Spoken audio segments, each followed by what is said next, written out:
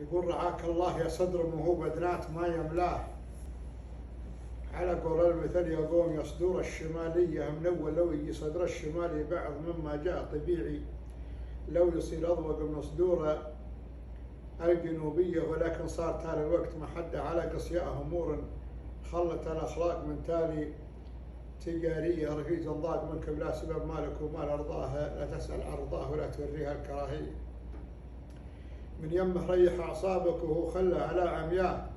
يجوز الحسنة اللي من جهتك يحطها سيئة، لا تزعل من صدوده وإن عطاك الوجه لا تجفاه، اليمنة تراجع لا تضطر ذي ولا ذي، ترى من تبكي لا دم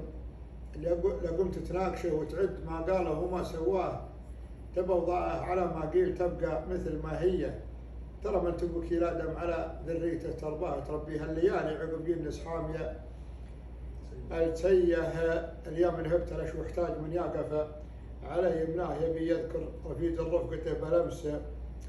منسيه، رفيج مستحيل تغير الأحداث عن مبدأ سعاطير الحمية وسط راسه نارها حيه، اللي يحتاجه رفيجه اللي يحتاج الرفيج الفزعة محاسبها بخطاه، يبي يقف بجنبه وقفة مهيبة عادية، ولا وقت العوافي يكون يغني على ليلاه ويشوف انه بهذا الكون ما به واحد زيها طبيعي، لا قبلت بواقع ما ينقبل لله، لكن تبقى الثقة بالنفس من الأشياء الضرورية. صح لسانك.